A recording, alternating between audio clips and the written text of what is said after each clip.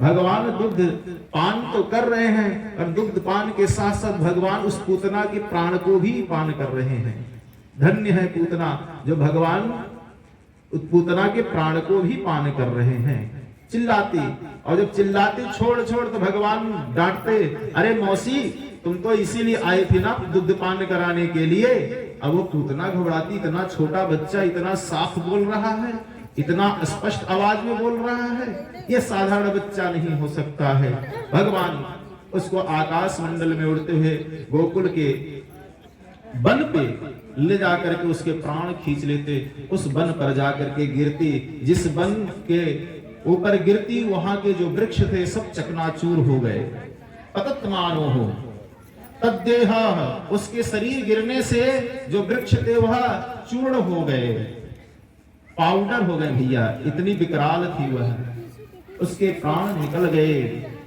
भगवान ने जननी की गत दीनो अहो वतीयम स्तन कालकूटम जिघांसया पाय यदप्रसाध्वी लेभे गतिं धातृचितां ततोऽन्यं कं वा दयालो शरणं व्रजेम, कं वा दयालो शरणं व्रजेम।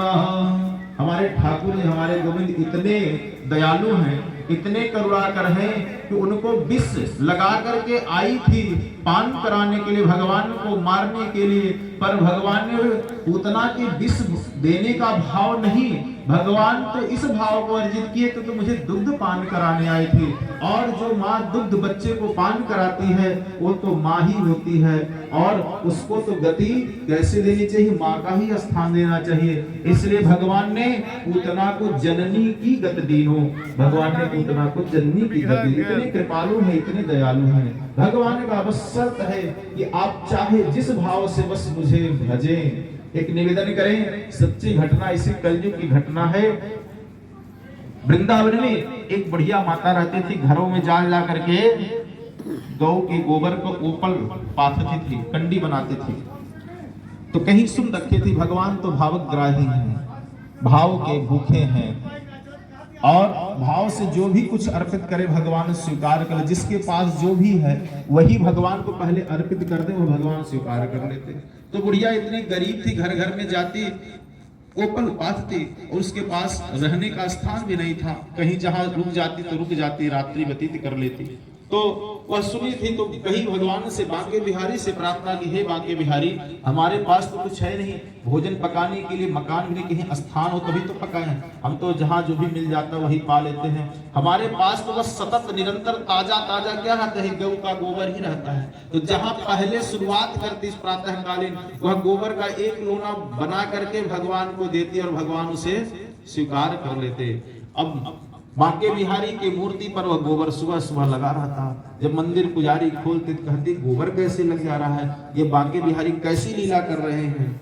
पता लगाया गया, पहरा लगाया गया, लेकिन प्रतिदिन ऐसे महीनों चलते रहे। ये हुआ कि ये कोई भगत ही है, पहले पता लगाओ ऐसा कौन कृत्य कर रहा है।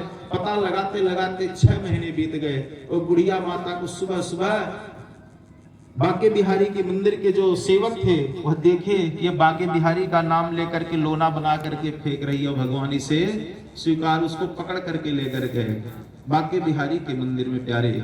और जब लेकर के गए तो वह उसको बता नहीं रहे कि किस लिए ले जा रहे हैं। पुजारी के सामने जब पहुंची वो बुढ़िया तो पुजारी ने कहा कि अरे भैया इसको और कुछ नहीं मिला, तुमको यही गोबर ही मिला, हमारे भगवान के मुख के स्वाद को बिगाड़ दे रही है, तुमको यही मिला था। तो बुढ़िया तो जब सुनी क्या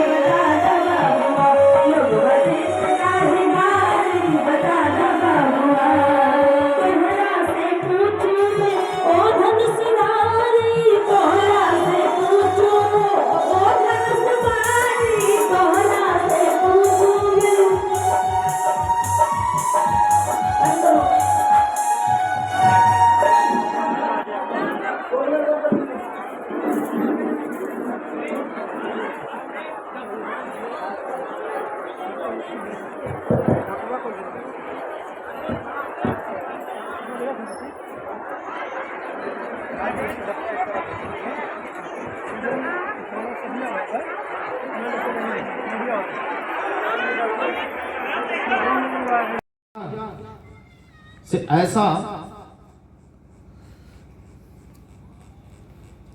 भोलेनाथ ने कहा, दर्शन के लिए आग्रह किया, तो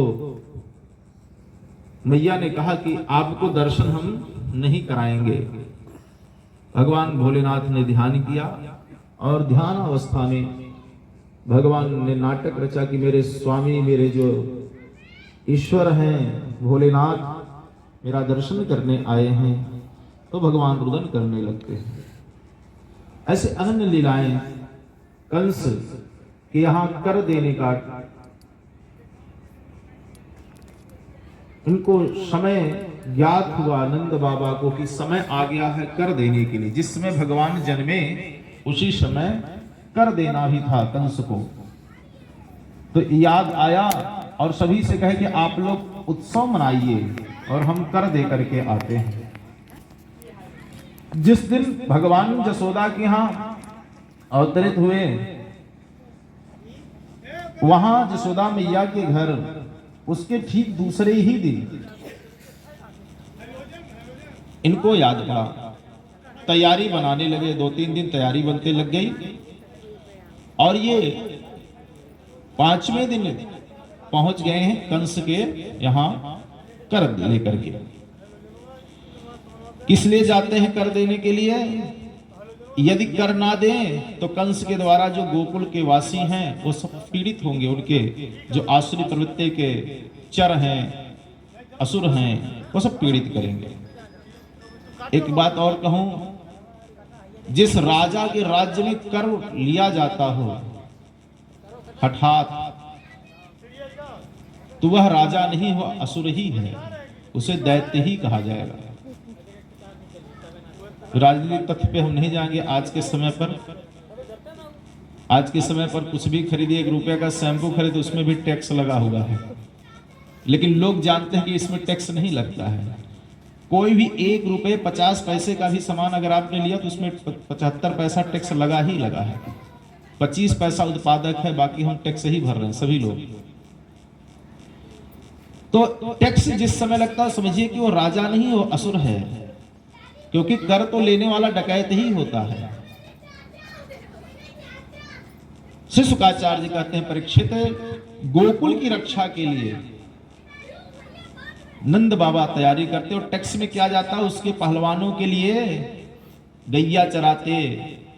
नंद के जो दास लोग हैं, ग्वाल बाल लोग हैं, वह गैया चराते, गैया दूही जाती, उससे दही बनती, दही से मथनी होती उसकी, फिर उससे जो मक्खन निकलता, जो घी निकलता, वह कंस के घर जाता। कोई दूध नहीं पी पाता, सिर्फ ये लोग गौ सेवा करते। ऐसा अत्याचार था कंस के समय में। गोपान गोकुल रक्षायाम निरोप्य मथुराम गतः नंदः कंसस्य वार्षिक्यं करम दातुम कुरुद्वः। करम दातुम कुरुद्वः, नंदः कंसस्य वार्षिक्यम, वर्ष में कर देना रहता था उसको। गोपों की रक्षा करने, गोकुल की रक्षा के भय से वह जाते हैं कि अगर नहीं देंगे तो हमारे गोकुल की रक्षा नहीं होगी। जो वासी हैं हमारे पास, जो सेवक हैं, उनकी रक्षा नहीं हो पाएगी, गैया की रक्षा नहीं हो पाएगी। इधर जाते जल्दी जल्दी पहुंचते और कंस को कर दे करके कहते, भैया महाराज, हमको बुढ़ापे में पुत्र हुआ है, कंस को पता नहीं है। कंस आशीर्वाद देता नंद बाबा के छोरों को, कहता कि आपका पुत्र खूब यशस्वी हो, दीर्घजीवी हो, खूब बलवान हो, हाँ, खूब आशीर्वाद देता, अजय हो, बहुत आशीर्वाद देता।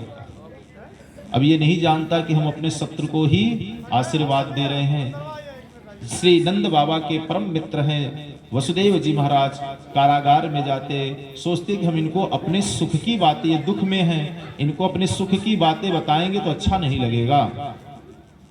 तो नंद बाबा मिलते, जल्दी जल्दी मिलते और उनसे कुछ कहना चाहते हैं, व्यक्त करना चाहते हैं, पर धीरे से कहते हैं कि भैया मित्र, क्या बताएं, हमें तो बुढ़ापे में एक लल्ला हुआ है और ये पुत्र हमारा नहीं आप ही का है। इस तरीके से नंद बाबा कहते, वसुदेव जी कहते लगता है इनको पता हो गया है। वे कहते नहीं नहीं बाप सही कह रहे, पुत्र तो हमारा ही है, मेरा ही पुत्र है। अब आपस में बात करते और वसुदेव जी को भनक लग गई थी कि गोकुल के ऊपर कुछ आपत्ति विपत्ति आने वाली है। सुनंद बाबा से कहते कि जल्दी आप चले जाइए, कुछ लग रहा है विपत्ति आने वाली है। इधर वैष्णवी ने सूचना दे दी थी, जो कन्या लेकर के वसुदेव जी आए थे उसको भी नहीं छोड़ा कंस। शिला पर पटका तो हाथ से छूट गई, अष्टभुजी हो गई वह वैष्णवी माया, और कही कि अरे मूर्ख, तेरा हंता कहीं जन्म ले लिया है, अवतरित जन्म ले लिया है। ये मत सोचो कि तुम्हारा हंता जन्म नहीं लिया है। अब कहीं कह करके वह वैष्णवी अंतर ध्यान हो गई, अंतर ध्यान हो गई। अब यह कंस के मन में आया कि 8वां गर्भ जो था वह पुत्र होता, ये कन्या हुई, और कन्या हुई तो वैष्णवी देवी देवता भी झूठ बोलते हैं। उसको बड़ा दुख हुआ, बुलाया, आपातकालीन मीटिंग बैठी, सभी को अनुचरों को बोला, अकासुर, बकासुर, अघासुर, धेनुकासुर, अक्रूर जी, सारे जो सैनिक मंत्री थे सबको एकत्रित किया। कहा कि नगर में जितने भी, हमारे नगर के इर्द गिर्द जितने भी, जहां तक मेरा राज्य है, उन सभी बच्चों को मार डालो, छोटे छोटे बच्चों को, जो भी जन्म लिए हैं या जो भी 2-4 साल 5 साल के बच्चे, सबको मार डालो, ऐसा आदेश दिया। अक्रूर जी ने समझाया कि अरे महाराज आप इतने बलशाली हैं, बगल के देश में सूचना मिलेगी कि ये तो बच्चों को मरवा रहा है, इतना डरपोक है, तो बड़ा लोग जो है अपमानित होगा, उपहास होगा महाराज आपका।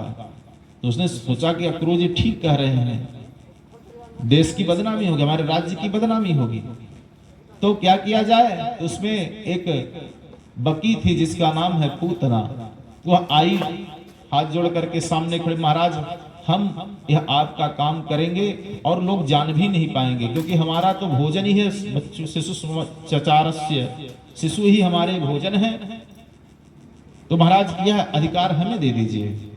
कहे वह कैसे करोगी तुम, इतनी लंबी चौड़ी हो। कहे महाराज हम कर लेंगे, घबराइए मत, हम तो मायावी शक्तियों को जानते हैं, रूप छोटा कर लेंगे। और रही बात जो हमारे स्वरूप हैं, इसको हम चल रहे हैं, जा रहे हैं एक ब्यूटी पार्लर में जाएंगे और अपनी व्यवस्था बनाए कि तुम्हारे जो दांत 25-25 हाथ की, इसको क्या करोगे, डेंटल में जाएंगे, डॉक्टर के पास जाएंगे, दांत जो है उसको छोटा करवाएंगे, कटवाएंगे। वह पूतना 6 कोस की लंबी थी, चौड़ी थी, लंबी चौड़ी। 6 कोस में कितने किलोमीटर, 1 कोस में 3 किलोमीटर, 6 तिरे 18 किलोमीटर की लंबी चौड़ी थी, इतनी बड़ी थी। अच्छा विचार करें, अगर वो रूप भी अपना छोटा करती तो जरूर 20-25 हाथ की तो होती ही होती। जो 18 किलोमीटर लंबी चौड़ी है, कितना हो अपने स्वरूप को समेटती तो इतना तो लंबी, इतनी लंबी तो होती ही होती। ब्यूटी पार्लर में जाती, डेंटल के पास जाती, खूब 16 श्रृंगार करती, क्यों ना हो, क्योंकि आज तो वह असली जगत पिता और जगत पति से मिलने के लिए जा रही है। हाँ, और कही कि महाराज चिंता मत करिए, हम अपने स्तन में कालकूटक नामक जो है विष लगा करके जाएंगे और बच्चों को दूध पिलाएंगे, जो भी छोटा बच्चा होगा मर जाएगा। तो उत्सव उस समय मनाया जा रहा था नंद के घर, वह वहीं पर पहुंच गई। सारे जो ब्रज के वासी थे सोचे ये कौन आ गई, कहां से इतनी लंबी चौड़ी हट्टी कट्ठी है और बड़ी सुंदर है, सुगंध आ रहा है इसके शरीर से, श्रृंगार बहुत अच्छा की है, कौन हो सकता है। किसी ने कहा कोई नए रिश्तेदार होंगे नंद बाबा के मानो, और सीधे नंद के घर में पहुंच गई। जसोदा मैया लल्ला को पलने में जो है झुला झुला रही थी। जसोदा मैया ने देखा, सोचा कि कोई हो सकता अतिथि हो। उस समय तो इतने लोग आ जा रहे थे कि जसोदा मैया भी यह पूछती नहीं थी कि आप कौन हैं, कहां से आए हैं, किस लिए आए हैं। अगर कोई कह देता है लल्ला का दर्शन करने का है तो कोई बात नहीं, ठीक है दर्शन कर लो। अब दर्शन करने के लिए कही तो जसोदा मैया गई, अतिथि से भाव से गई, जलपान कराने की व्यवस्था करने के लिए चली गई। पूतना लल्ला को देखी, भगवान को जब देखी तो भगवान उस समय जब समय जसोदा मैया खिला रहे थे तो नेत्र खुले हुए थे। पूतना जब सन्मुख हुई तो भगवान ने नेत्र बंद कर लिए। भगवान के नेत्र बंद करने के अनन्य भाव आचार्यों ने लगाया, 108 प्रकार का भाव उत्पन्न किया है। अगर वह भाव उत्पन्न किया जाए तो इसी में पूरी कथा समय व्यतीत हो जाएगा। 108 प्रकार के भाव लगाए हैं सब। युवा किसी ने कहा कि पूतना को भगवान ने देख करके नेत्र क्यों बंद किया? तो वेदांत जो वेद पाठी लोग थे, वेद पाठी ब्राह्मणों ने कहा कि भगवान ने मानो इसलिए नेत्र बंद, भगवान ने नेत्र नहीं बंद किया, भगवान से प्रार्थना की। कौन? सूर्य और चंद्रमा ने। सूर्य ने प्रार्थना की, प्रभु हम तो आपके नेत्र हैं और हम तो आए हैं अच्छे अच्छे संतों का दर्शन करने के लिए, जो आपसे प्रेम रसिक जन है, आपसे प्रेम करने वाले, उनका दर्शन करने के लिए आए हैं। ये तो अविद्या महापापनी बाल घातनी यह आई है, हम इसका दर्शन नहीं करेंगे। इसलिए मानो भगवान से प्रार्थना की तो भगवान नेत्र बंद कर लिए। वेद में आया है, चंद्रमा मनसो जातश्चक्षो सूर्यो। भगवान के नेत्र कौन है? भगवान का नेत्र कौन है? सूर्य है। मन कौन है? चंद्रमा से उपमा दी गई है। तो सूर्य ने मानो प्रार्थना कर ली।